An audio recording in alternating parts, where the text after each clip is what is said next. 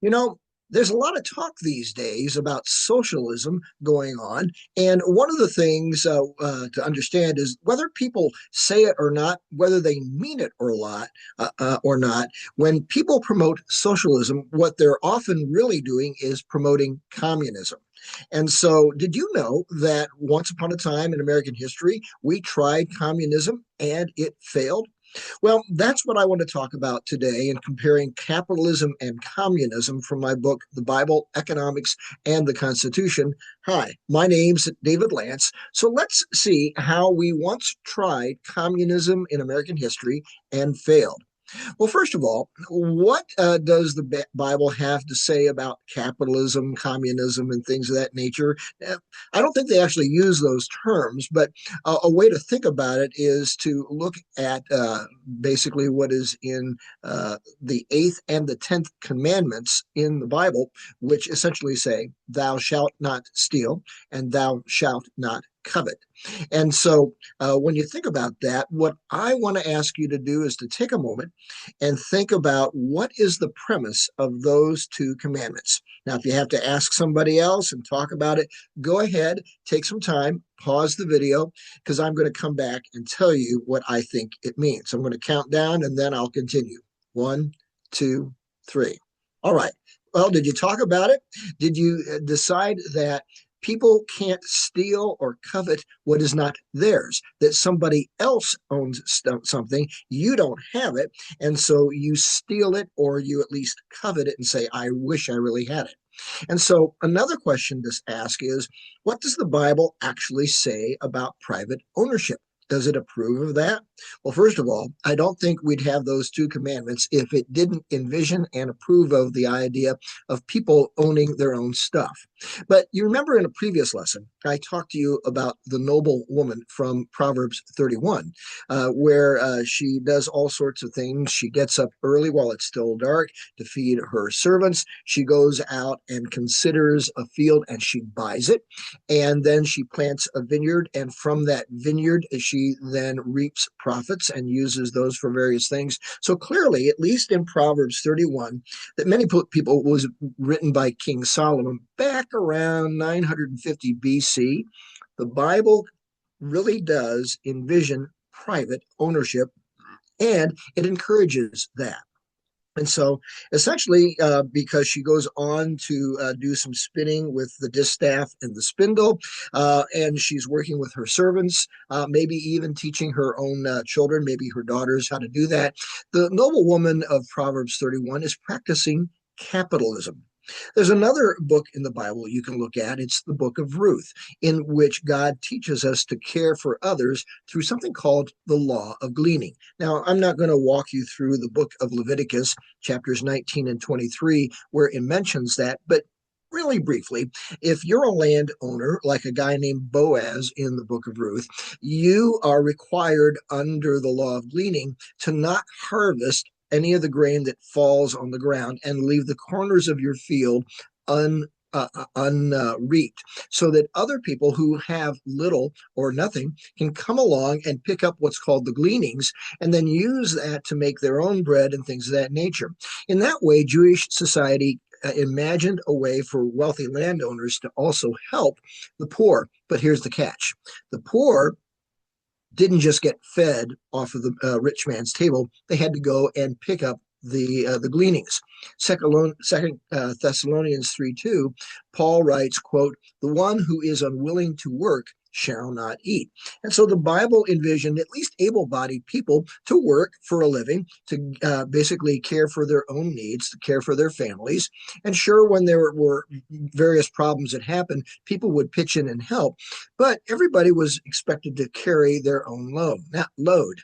Now, what does communism teach about owning private property?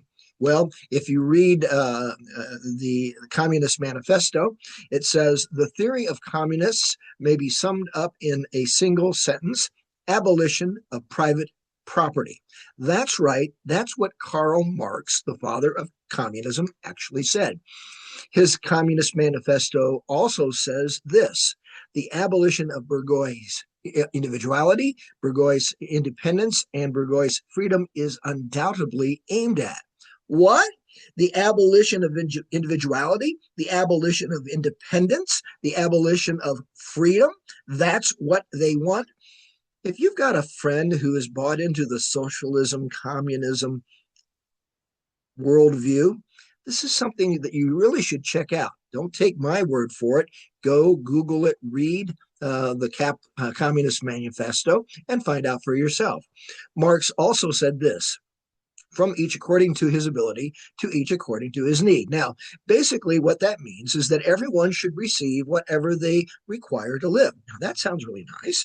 I'd love it if people would just give me stuff all the time so that I wouldn't have to work for it and then I would get everything that I need. Wouldn't that be lovely? But as I'm sure you can see, that idea breaks down in the real world. The Pilgrims actually tried it. They had a financier, a guy who supported their trip by the name of Thomas Weston. And so the agreement they had with Mr. Weston was that the Pilgrims and everybody would own the land in common. That's where we get the word communism, because everything is owned in common. So there would be no private ownership of land.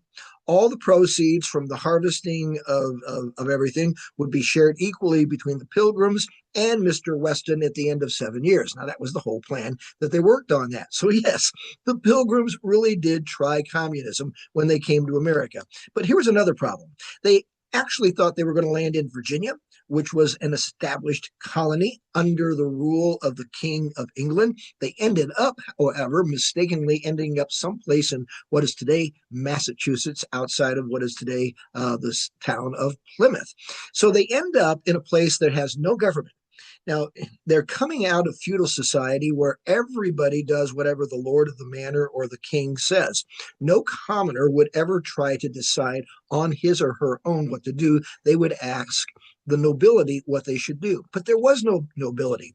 There was nobody in charge. And so the Pilgrims created their own laws by writing what's called the Mayflower Compact. You can read the entire text of that in my book, The Bible, Economics, and the Constitution. But essentially, they created what they felt were just and equal laws, which they could amend from time to time for, quote, the general good of the colony. And so by 1623, just 2 years later, many of them had died from starvation and disease. And so Governor William Bradford decided to allow the Pilgrims to break that covenant that they had made with Mr. Weston and allowed the Pilgrims to start owning and cultivating their own gardens. What he discovered was that essentially young men would not want to work for other men's wives for free, essentially. So long before Adam Smith and Karl Marx were born, the Pilgrims discovered that capitalism and free enterprise, not communism and government control, were the way to go. And so people must be allowed to own private property and have the freedom to use it to their advantage. And so, out of their desire to provide for themselves, they would also have an incentive to farm and raise crops that other people could purchase and eat. And so, people just couldn't sponge off of others. They either worked or they didn't eat, just like it says in 2 Thessalonians. And so, as I mentioned, William Bradford discovered that young men who owned no property were unwilling to work so that the wives and children of other men would have food. Now, that makes sense. If you're not going to pay me, why should I take care of your family? You take care of your own family. And once the rules requiring land being owned in common were repealed, and with the help of Indians like Squanto, they eventually had enough to eat. And so the Pilgrims discovered that self-reliance, not living off the work of others, best benefited both themselves and their entire community. Agree with that? Disagree with that? That's fine. Read chapter 9 of my book and discuss that with others. Well, hope you've enjoyed this lesson from the Bible, Economics, and the Constitution.